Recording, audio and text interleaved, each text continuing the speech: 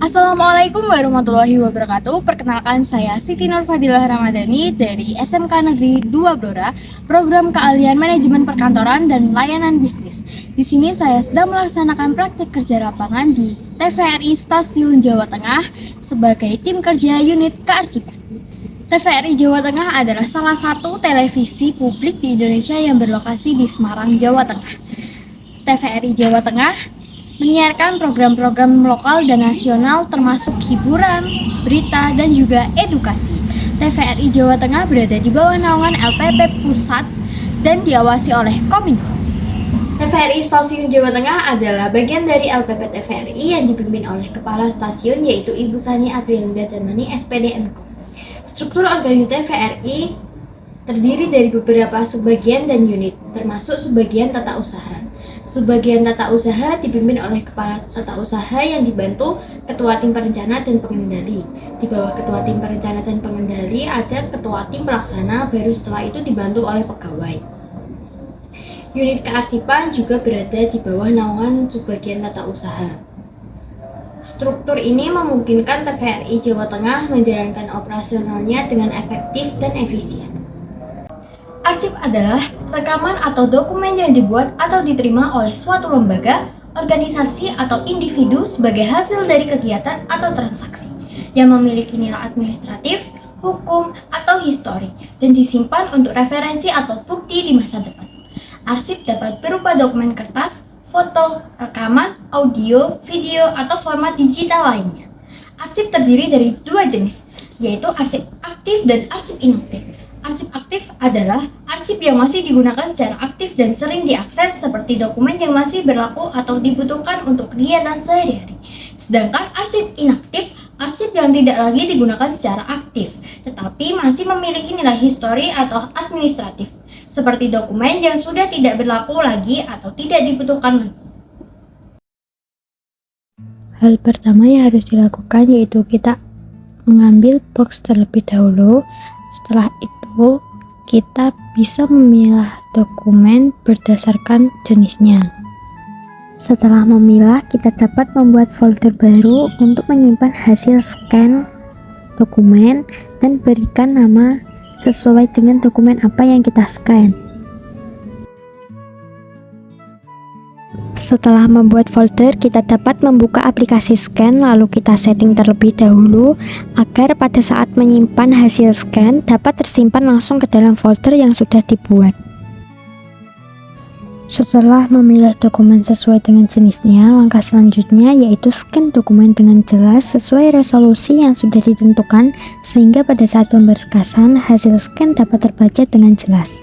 Setelah itu, simpan hasil scan tersebut pada folder, lalu hasil scan tersebut diunggah ke dalam Google Drive agar file tersebut aman dan mudah diakses. Langkah selanjutnya, kita buka Google Drive, lalu kita klik hasil scan yang sudah diupload pada Drive. Di tahap pemberkasan, kita menggunakan Google Form dan Google Sheet yang sudah tersedia.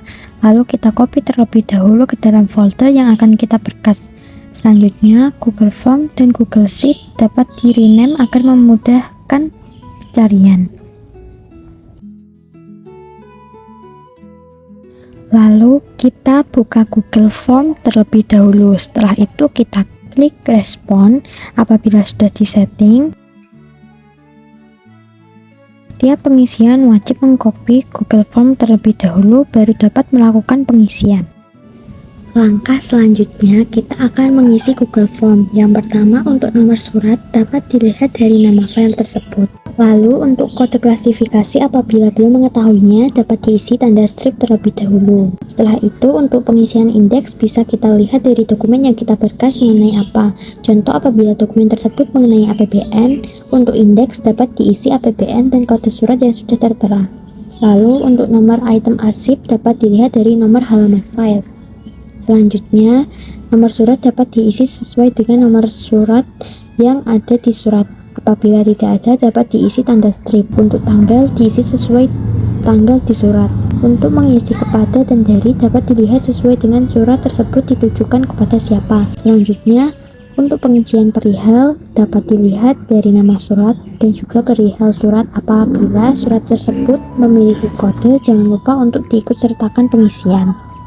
Untuk pengisian tanggal naskah dinas sesuai dengan tanggal surat dan diubah menjadi bahasa Inggris. Untuk unit pengolah dapat disimpan di kepala subbagian tata usaha dan lokasi simpan arsip dapat disimpan di unit kearsipan 2. Untuk pengisian rak, box, dan folder dapat disesuaikan dengan dokumen yang akan diberkas.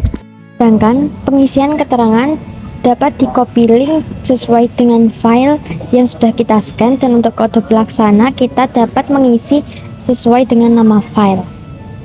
Untuk mencari kode klasifikasi, kita dapat menggunakan aplikasi yang sudah disediakan oleh unit kearsipan. Lalu kita masuk ke aplikasi tersebut. Lalu kita klik kode klasifikasi. Setelah itu kita ketik sesuai dokumen yang kita berkas. Untuk APBN dapat kita ketik anggaran pendapatan belanja negara. Lalu kita klik yang paling atas. Kita lihat terlebih dahulu apakah yang kita cari sudah sesuai dengan dokumen yang kita berkas. Apabila sudah, kita dapat mengisi kode klasifikasi tersebut. Untuk meyakinkan apakah kode tersebut sudah benar atau belum, kita dapat klik master arsip, lalu masukkan kode yang sudah kita dapatkan tadi. Lalu kita cek apakah sudah sesuai atau belum. Jika sudah, kode klasifikasi dapat diisi.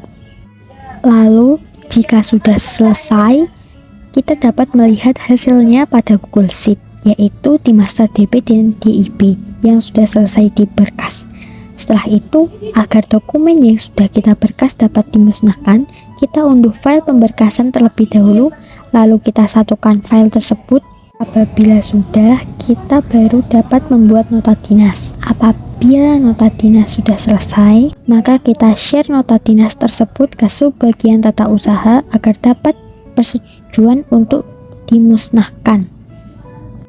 Jika sudah selesai pemberkasan, dokumen yang sudah selesai diberkas dapat dikembalikan ke dalam box. Lalu box tersebut dapat disusun sesuai dengan urutannya.